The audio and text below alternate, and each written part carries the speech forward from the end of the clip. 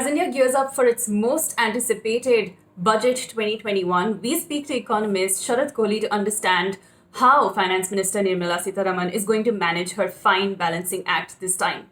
Thanks for joining us, Mr. Kohli. First off, how do you think Budget 2021 is going to be different from all the past budgets so far? Well, we've seen an unprecedented last 1 year, so therefore it cannot be a normal budget anyway. The entire world has sunk into recession, and India being no exception. We saw the GDP collapsing by about 24% in the previous quarter, again about 8% approximate in the last quarter. So it was a tough year. So obviously the budget this year has to be different, and we've already heard from the Finance Minister Nirmala Sitharaman that this will be a never before kind of a budget. I mean, a budget which people haven't seen in 100 years. That's what we've been hearing. So the budget will have to focus on putting the economy back on track. Well, normally you have budgets which make new announcements for new schemes, new development initiatives, and so on and so forth. But the way this budget is going to be different is that this budget will not only have to do what a budget normally does, but will also have to put the economy back on track. We'll have to make sure that the growth, the Indian growth, India was among the fastest growing economies before Corona. So I think India will have to get back that reputation, and the latest we've heard from IMF has already confirmed that India could be probably growing at over 11% in the year 21-22. And I think a lot would depend upon the budget. I think the heavy lifting for this growth path or growth trajectory will have to be done by the budget. So fingers crossed, and we are expecting a completely different budget, which probably, if we were to believe the finance minister, is going to be a never before budget.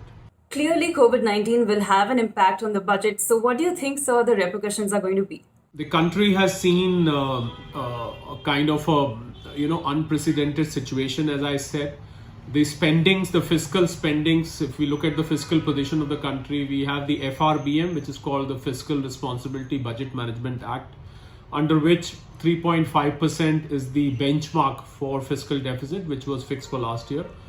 But thanks to Corona, I mean, I'm sure we've gone much beyond the fiscal deficit. The fiscal deficit right now, as per my estimate, stands at 7.5% to 8% as far as center is concerned. If we include states also, the fiscal deficit probably is about 13 to 14%. So obviously the fiscal position is not very healthy. But I think it's only fair that not to look at fiscal position as of now, because the country really needs to come out of this situation. And I think for once the country needs to, in fact, as an economist and in a lighter note, I said, let us call FRBM as forget responsibility budget management. For some time, I think fiscal, consciousness has to be put behind, the fiscal position has to be put behind, and the country needs to move forward. And I think government spending there is foremost, because, and we've already been hearing that this budget will probably focus on infrastructure spending, on health sector. So I think the moment government spends, there's more money which lands into the economy, which is the need of the hour. And soon as money lands, I think people have more money in their pockets, because our fiscal position did not allow us to give US type fiscal stimulus packages of putting something like $2,000 in the pocket of each person. Well, our country could not afford it. We did hear about the Atmanirbhar announcements of 20 lakh and then upgraded to 30 lakh crores. But they were more of liquidity initiatives. They were not initiatives to put money directly into the pockets of people. Except, of course, farmers and some very poor people were given some kind of relief. But not the US kind of reliefs were distributed to citizens of India. And it's only fair, because the country cannot, we are not United States of America. United States of America is $22 trillion. We are about $3 trillion. So, the size of their stimulus itself has crossed the total GDP of our country. So I think for people to expect that there's going to be 10,000 rupees or 20,000 rupees or 1 lakh rupees going into every bank account of a citizen, I think it will be unreasonable and unfair to expect. So therefore, government will have to ensure that there is a lot of push on infrastructure, roads, railways, bridges, ports, airports, so on and so forth. I think government is going to go big. I'm also hearing that government may decide to float a separate bank called the National Infrastructure Development Bank or something like that, probably on the lines of NII, the National Infrastructure Line, which has been created. And a total expenditure of more than 100 lakh crore rupees has been planned already. So I think we will see a big push being given to that initiative of the government.